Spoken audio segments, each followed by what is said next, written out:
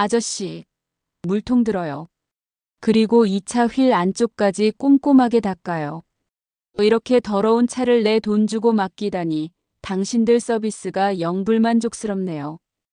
순간 60년 가까이 쌓아 올린 나의 모든 자존심이 서영이라는 28살 젊은 여자의 차가운 눈빛 아래 산산조각 나는 듯 했습니다.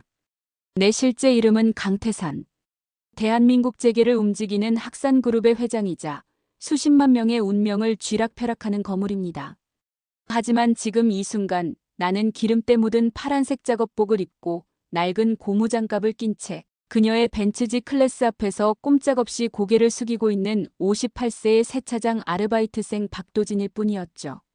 내 심장 속에는 두 개의 감정이 끊임없이 충돌하고 있었습니다. 하나는 나의 본질인 강태산 회장으로서의 끓어오르는 분노와 모욕감, 다른 하나는 준혁의 아버지로서 진실을 파헤쳐야 한다는 절박한 사명감입니다. 이 모든 것은 내 아들 강준혁 때문이었습니다. 준혁은 너무나 순수하고 고든 아이입니다. 그런 아들이 서영이라는 여자와 결혼하겠다며 들떠 있었죠.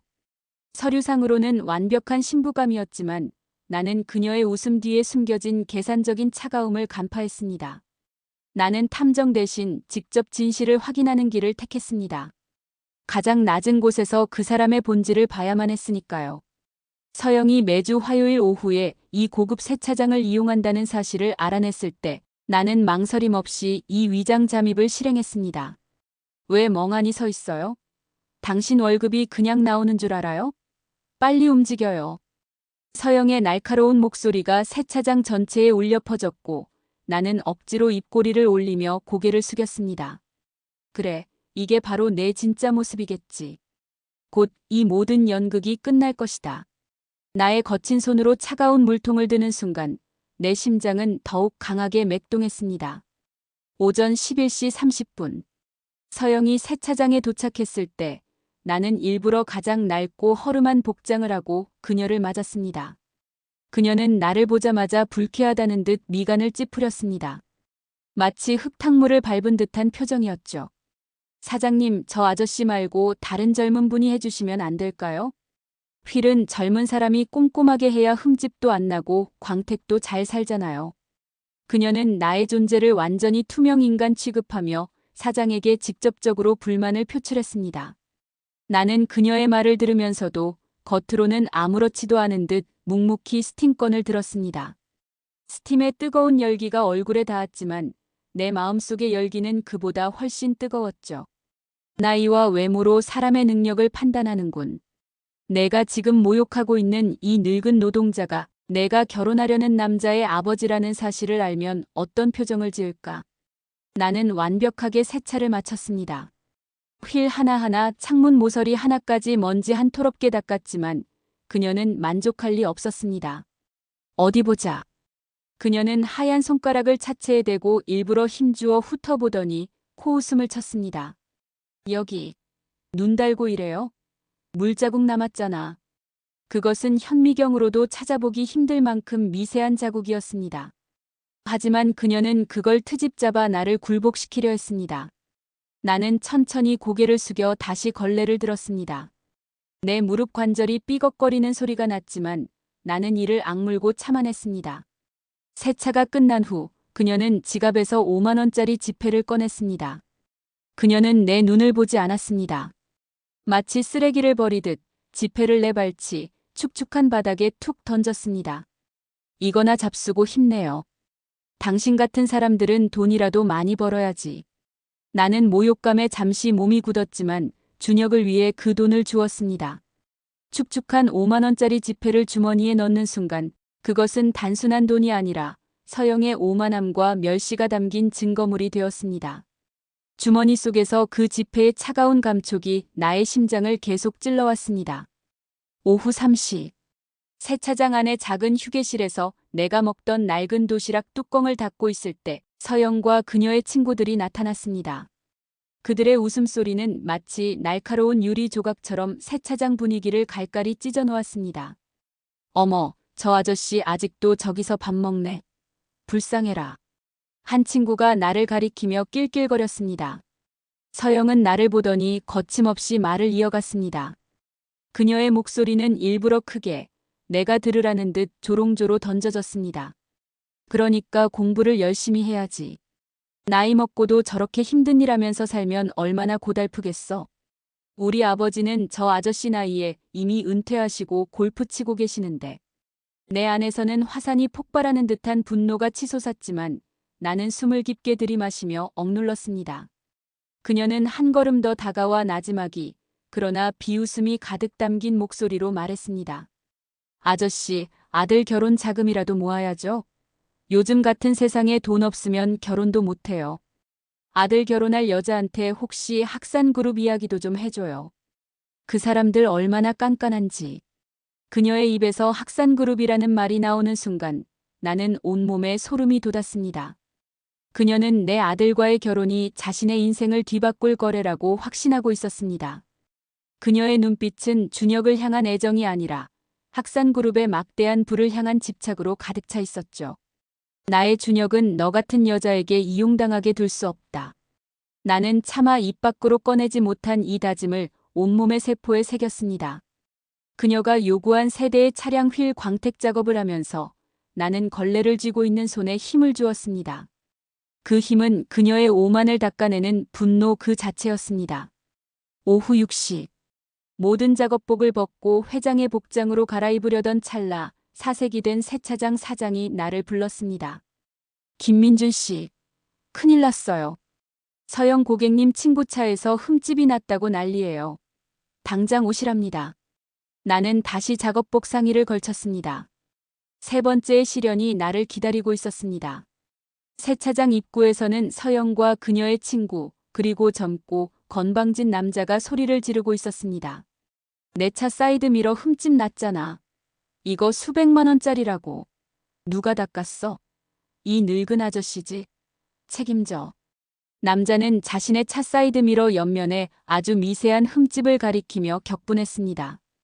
그것은 이미 이전부터 있었던 흠집일 가능성이 높았지만 이들은 나를 희생양으로 삼으려 했습니다.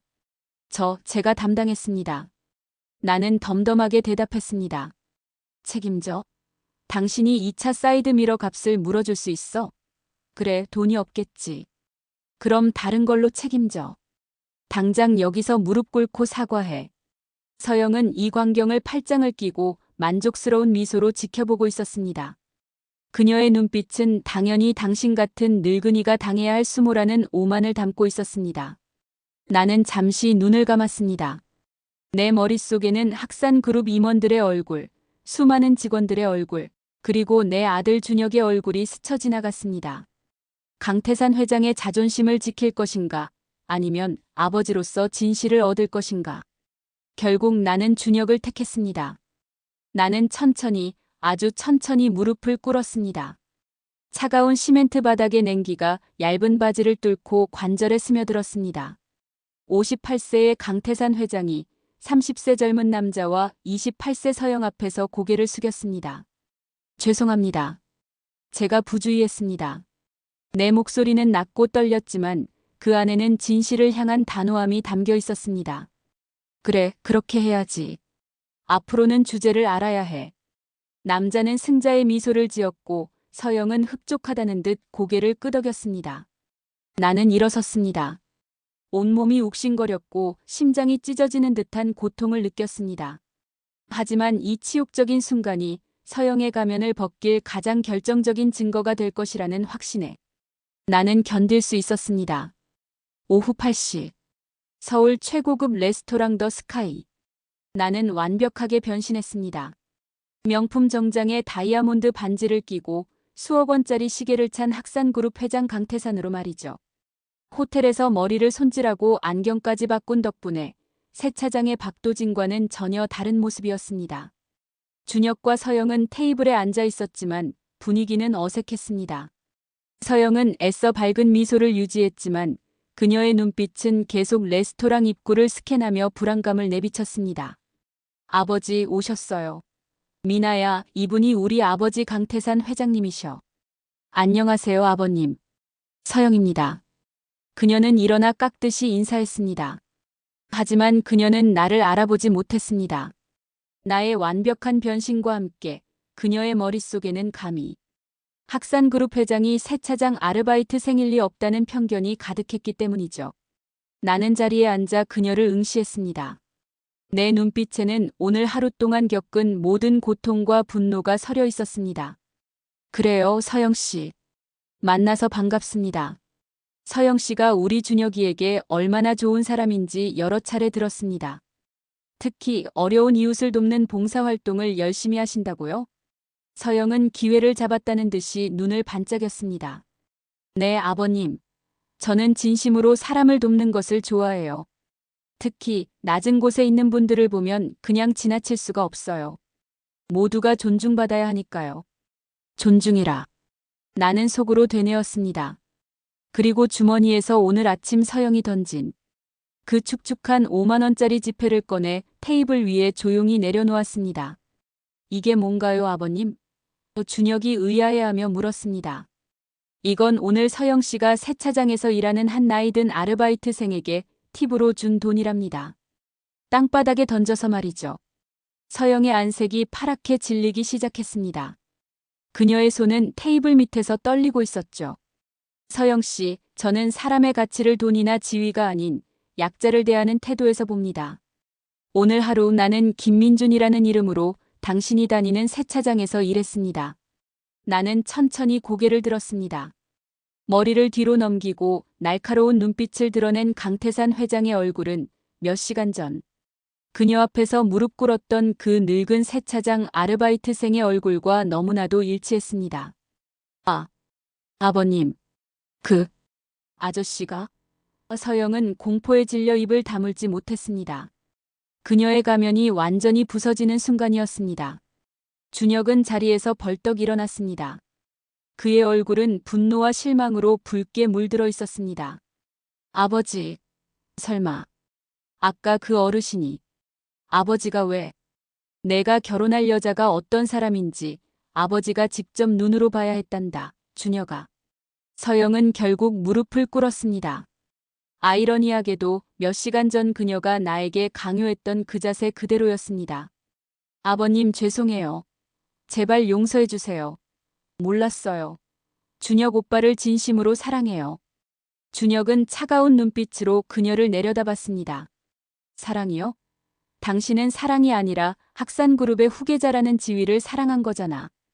당신은 내 아버지를 모욕했어. 60에 가까운 어르신을 사람들 앞에서 무릎 꿇게 한 게 당신의 진짜 모습이야. 준혁의 목소리에는 단호함과 깊은 배신감이 서려 있었습니다. 우리는 여기서 끝입니다. 나는 서영을 일으켜 세웠습니다. 일어나세요, 서영 씨. 저는 당신처럼 사람을 무릎 꿇게 하는 사람이 아닙니다. 그리고 마지막 일격을 날렸죠. 오늘 세차장에서 있었던 모든 일은 CCTV에 녹화되어 있습니다. 당신의 아버지가 딸의 진정한 모습을 아셔야 할 것 같군요. 서영은 그날 모든 것을 잃고 레스토랑을 떠났습니다. 준혁은 나를 껴안으며 울먹였습니다. 아버지, 정말 죄송해요. 제가 사람을 너무 겉모습만 보고 판단했습니다. 아니다, 준혁아. 너는 오늘 올바른 선택을 했잖니. 평생 잊지 마라. 인간의 진정한 가치는 그가 가진 것이 아니라 약자를 대하는 태도에 있다는 것을. 그날 이후 강태산 회장은 학산그룹 전 계열사에 존중 경영을 도입했습니다. 특히 협력업체나 미화원, 배달기사 등 가장 낮은 곳에서 일하는 이들을 향한 갑질제로 정책을 시행했습니다. 매년 그는 세차장 직원들을 포함한 노동자들을 위한 장학재단을 설립했고 그날의 치욕을 가장 값진 교훈으로 승화시켰습니다. 몇 년 후 준혁은 봉사활동을 통해 알게 된 평범하지만 마음이 따뜻한 여성과 결혼했습니다. 나는 그 여성을 보자마자 알았습니다. 그녀는 준혁에게 가장 어울리는 사람이었으니까요. 강태사는 회장실 창밖을 바라보며 혼잣말을 했습니다. 거리에는 열심히 일하는 세차장 직원들, 미화원들, 그리고 배달기사들이 보였습니다. 역시 사람의 진짜 모습은 숨길 수 없어. 그리고 때로는 가장 낮은 곳에서 얻은 교훈이 가장 높은 곳까지 빛을 비추는 법이다. 그날 무릎 꿇었던 치욕은 결국 학산그룹을 더욱 인간적인 기업으로 만드는 최고의 가르침이 되었습니다. 안녕하세요, 존경하는 시청자 여러분. 저희 채널을 찾아주시고 귀한 시간을 내어 시청해주시는 모든 분께 진심으로 감사드립니다. 여러분께서 남겨주시는 따뜻한 말씀과 응원은 저희에게 큰 힘이 되고 있습니다. 혹시 괜찮으시다면 저희 채널을 구독해 주시기를 정중히 부탁드립니다. 언제나 건강하시고 늘 행복과 기쁨이 가득하시기를 기원합니다. 감사합니다.